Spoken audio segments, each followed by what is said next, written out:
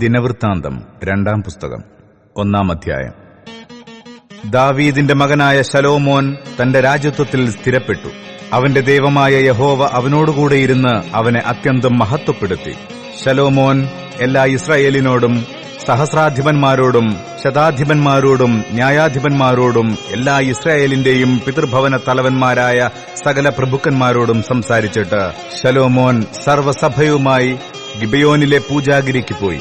യഹോവയുടെ ദാസനായ മോശെ മരുഭൂമിയിൽ വെച്ചുണ്ടാക്കിയ ദൈവത്തിന്റെ സമാഗമന കൂടാരം അവിടെയായിരുന്നു. എന്നാൽ ദൈവത്തിന്റെ പെട്ടകം ദാവീദ് കിര്യത്ത്യെയാരീമിൽ നിന്ന് താൻ അതിനായി ഒരുക്കിയിരുന്ന സ്ഥലത്തേക്ക് കൊണ്ടുപോന്നു. അവൻ അതിനായി യെരൂശലേമിൽ ഒരു കൂടാരം അടിച്ചിട്ടുണ്ടായിരുന്നു. ഊരിന്റെ മകനായ ഊരിയുടെ മകൻ ബെസലേൽ ഉണ്ടാക്കിയ താമ്രയാഗപീഠവും അവിടെ യഹോവയുടെ തിരുനിവാസത്തിന്റെ മുമ്പിലുണ്ടായിരുന്നു. അവിടെ ശലോമോനും സഭയും അവനോട് പ്രാർത്ഥിച്ചു.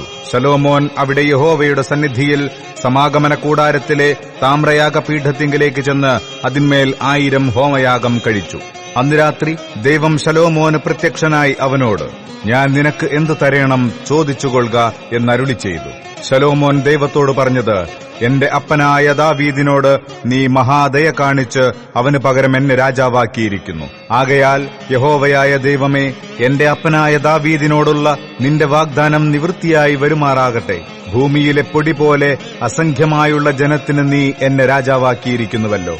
ആകയാൽ ഈ ജനത്തിന് നായകനായിരിക്കേണ്ടതിന് എനിക്ക് ജ്ഞാനവും വിവേകവും തരേണമേ.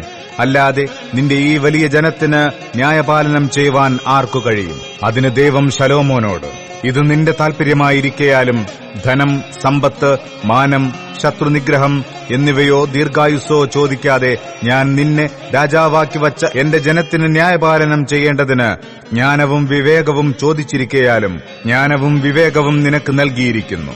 അതല്ലാതെ നിനക്ക് മുമ്പുള്ള രാജാക്കന്മാരിൽ ആർക്കും ലഭിച്ചിട്ടില്ലാത്തതും നിന്റെ ശേഷം ആർക്കും ലഭിക്കാത്തതുമായ ധനവും സമ്പത്തും മാനവും ഞാൻ നിനക്ക് തരും എന്ന് അരുളി ചെയ്തു. പിന്നെ ശലോമോൻ ഗിബയോനിലെ പൂജാഗിരിയിൽ നിന്ന് സമാഗമന കൂടാരത്തിന്റെ മുമ്പിൽ നിന്നു തന്നെ യെരൂശലേമിലേക്ക് വന്ന് ഇസ്രയേലിൽ വാണു. ശലോമോൻ രഥങ്ങളെയും കുതിരച്ചേവകരെയും ശേഖരിച്ചു. അവന് 1400 രഥങ്ങളും 12000 കുതിരച്ചേവകരുമുണ്ടായിരുന്നു.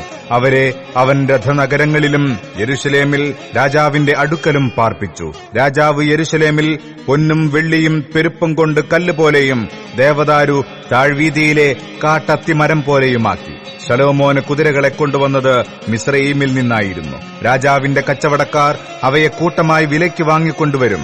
അവർ മിസ്രയീമിൽ നിന്ന് രഥം ഒന്നിന് 600 കുതിര ഒന്നിന് 150 വെള്ളി ഷേക്കൽ വില കൊടുത്ത് വാങ്ങിക്കൊണ്ടുവരും.